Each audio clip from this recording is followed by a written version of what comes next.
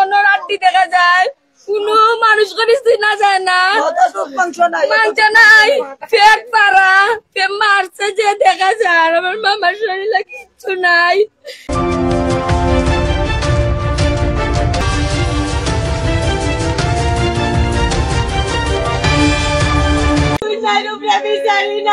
আমরা বর্তমান সরকারের কাছে বিচার চাই, আমরা বিচার কইরা দিবাগো। এর পুরো নামটা কি? আলাউদ্দিন, আইনালউদ্দিন আলাউদ্দিন। ওনার বয়স কত হতে পারে? 30 বছর। 30 বছর। জি জি। তো ওনার বাড়ি কোথায়? চাঁদপুর, সাতক থানা। সাতক থানা, চাঁদপুর, চরমলা ইউনিয়ন। চরমহল্লা ইউনিয়ন। যাবো পোস্ট অফিস যাবো বাজার। আর সিলেট নগরীতে বর্তমানে কোন জায়গায় বসবাস করতেন? সবুজবাগ। আমি থাকি, আমি সবুজবাগ থাকি, আর আমার ভাই থাকে লামাপাড়া। মানে এখানে কত বছর থেকে উনি থাকতেন? প্রায় 15 বছর ধরে আছে। এখানে কি পেশা করতেন উনি? অটো চালায়, রঙের কাজও মাঝে মধ্যে করে। মানে বিভিন্ন ধরনের পেশা ধরে রাখে। আমার ভাই নিখোঁজ আজকে 5 দিনের মাথায় আমার বাইরে পাওয়া গেছে। 13 তারিখে সকাল 9টার সময় আমার ভাই বাড়াই গেছিল। 1:30টার দিকে একবার তার সাথে যোগাযোগ হয়, এর বাদে আর কোনো যোগাযোগ আমার ভাইয়ের সাথে হয়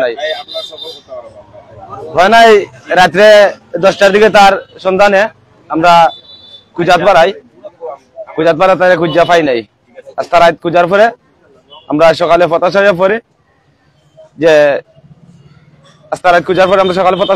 আমরা তার কোনো খোঁজখবর এখনো পাই নাই। আমরা পরের দিন 14 তারিখে আমরা থানায় গিয়া জিটি করার পরে আমরা তারার মাধ্যমে এগুলো আমরা পৌঁছাই দিয়ে আইছি। আর পরে এই 2 দিন পরে ওনারা জানাইছে যে একটা লাশ পানিতে বাইসে আছে। তখন আমরা তার সাথে যোগাযোগ করলাম। যোগাযোগ করার পরে সাফারান থানার ওসি সাহেব বলছেন যে তোমার বাইরে তুমি চিনবাই না। আমি বললাম হ্যাঁ আমি চিনবো। বলে অবস্থা খুব একটা সিরিয়াস। বলে না হ্যাঁ যতটুকু অবস্থা সিরিয়াস থাকে না আমার বাইকে আমি চিনবো, আমাকে একটা ফটো দেন। তখন তাই আমার মোবাইলে ফটো দিয়ে দিয়েছেন। তখন আমার ফটো দেওয়ার পরে আমার বাইকে আমি চিনছি। ফোন হওয়ার পরে বলছে যে আমার ভাই ব্রাহ্মণবাড়ি আছে সদর হাসপাতালে। তখন আমরা এই খবর পাইয়া সাথে আমরা রওনা দিই সদর হাসপাতালে। যখন আমরা গাড়ি তুটি তখন ফোন দিছে, ফোনদা বলছে যে টাকা দিবার লাগে বলছে। তখন আমার এই মামা একজন আসেন, আমার মামারে আমি ফোন ধরাই দিয়া দেই। আমার মামার কথা কইছেন। কথা কওয়ার পরে আমরা রওনা দিছি। মামা কি কথা কইছেন না কইছেন তাও আমরা জানি না। আমরা শুনছি, আমরা ঝামেলা লাগে আমরা কিছু বুঝতে পারি নাই। আমরা রওনা দিছি। রওনা দেওয়ার পরে অর্ধেক রাস্তায় যাওয়ার পরে উনারে আমি ফোন দেই, কিন্তু উনার মোবাইলটা বন্ধ পাই। আমরা বন্ধ হওয়ার পরে আমরা যে সদর থানা হাসপাতালের পরিচয় দিছিল, ঠিকানা দিছিল, আমরা গেছি। ঠিকানা মতে গিয়ে আমার ভাই কিন্তু পাই নাই। এর বাদে ওই দিন রাইতে আমার বাইরে সাফারাং থানার পুলিশ আমাকে আমার ভাই উদ্ধার করে দেয় মরা। মানে সাফারাং থানা পুলিশ আপনাদেরকে সহায়তা করছে। আপনাদেরকে সহায়তা করতেন সাফারাং থানা পুলিশ? জি জি জি জি। তো যে গাড়িটির সাথে ছিল সেই গাড়িটি আপনারা পেয়েছেন কিনা? জি না, গাড়িটা এখনো পাই নাই আমরা। গাড়িটি পান নাই আপনারা? জি না, গাড়িটা এখনো পাই নাই। তো আপনার কুপালাটা রিক্সা চালাইলো মিল্লা চলছে, সিএনজি চালাইলো মিল্লা চলছে। আপনার চেষ্টার লগে কোনো কথা কইলে রাগ করতো না আপনার? মানে কারোর সাথে কোনো দ্বন্দ্ব ছিল না? জি না, দ্বন্দ্ব ছিল না। খুব একটা ভালো আপনি। লাল সকালে ঘুম থেকে উঠে রিক্সার গেছে, বলছিল যে সকালে ওর বউরে ও ঘাস কাটার যাইবে। আমরা জানি অতটুকু ঘাস কাটাত গেছে। সারাদিন অপেক্ষা করতে করতে আমরা ফোন দিছি, ফোন বন্ধ। এই যে ফোন বন্ধ হয়েছে 4টা দিন আমরা ফোন বন্ধ। আমরা অনেক খোঁজ খবর নিয়েছি, আমরা কোনো খোঁজ খবর পাইছি না। আমরা থানা জিডি করছি, জিডি করার পরে 4 দিন পরে 5 দিনের মাথাতে আমরা লাশ পাইছি। এমন অবস্থায় লাশ পাইছে, আমরা লাশের চেহারাটা পর্যন্ত দেখতে পারছি না। আমরা লাশের চেহারাটা পর্যন্ত দেখতে পারছি না। এমন নির্মম ভাবে আপনার মানুষকে আমার নির্মম ভাবে মারছে, আমরা চেহারাটা পর্যন্ত দেখতে পারছি না।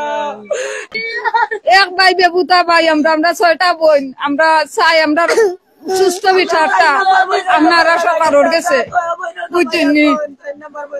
আর এই 4 নম্বর বোনের জামাই, আমি হইলাম তাই বড় বোন। খুব ভালো মানুষ ছিল, সব সময় যারই অবস্থা খারাপ দিয়েছে সবার বিপদে আল্লাহ সবার বিপদে দাঁড়াইছে। আল্লাহ খুব ভালো ছিল, আল্লাহ খুব ভালো মানুষ ছিল। আমরা বর্তমান সরকারের কাছে একটাই দাবি চাই, একটা দাবি জানাই যে আমরা সুষ্ঠু বিচার চাই। আমরা সুষ্ঠু বিচারটা করিয়া দিবেন, আমরা কোনো বিচারই নাই, আপনারা আমরা সুষ্ঠু বিচারটা করিয়া দিবেন।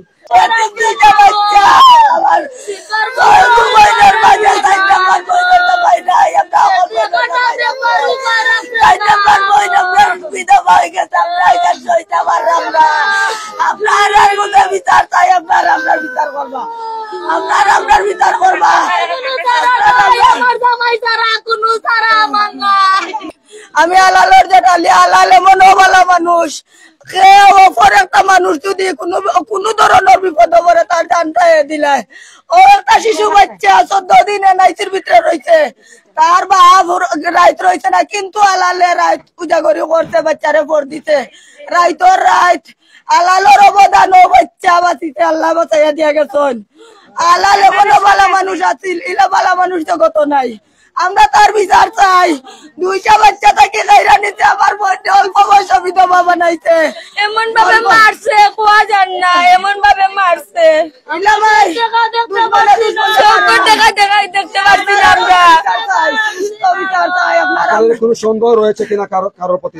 ও একজনে আমার বাইরে নিছিল, কইছিল যে আমরা গাছর একটা টিপর ফোন গেছিল, তার গাছ কাটিয়ে নিতে আমার বোনটা ওখানেও কইছে আমি যাই আর কি গাছর একটা টিপ আইছে, আমার গাছর টিপটা আমি দেই। ও অতটুকু আমরা জানি, আর কিছু জানি না।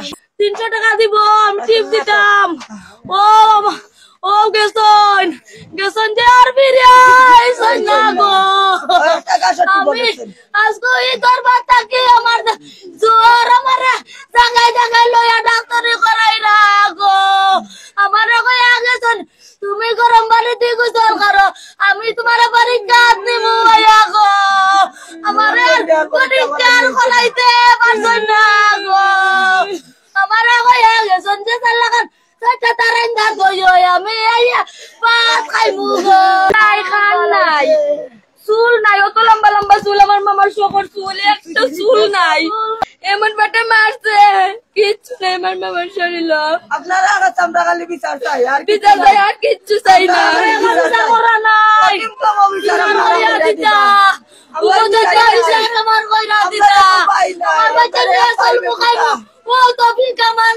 কোনো উপায় আমার জামাইয়া করতোই না আমার গো। ও রিস্কাটাই আমি 3 দিন হইছে না দেখছি, 4 দিনের দিন জামাইও নাই, রিস্কাও নাই গো। আসলে একজন সুস্থ মানুষ, স্বাভাবিক মানুষ, কিন্তু ঘর থেকে বের হলেন কর্মের পেশার তাগিদে, আর তারপর থেকে নিখোঁজ, এবং পরবর্তী 4 দিন পর অজ্ঞাত লাশ হিসাবে কিন্তু শাহবান থানা তারা কিন্তু সন্ধান পায় এবং পরিবারের কাছে সেটি বুঝিয়ে দেয়। আসলে বিষয়টি কিভাবে দেখছেন আপনারা?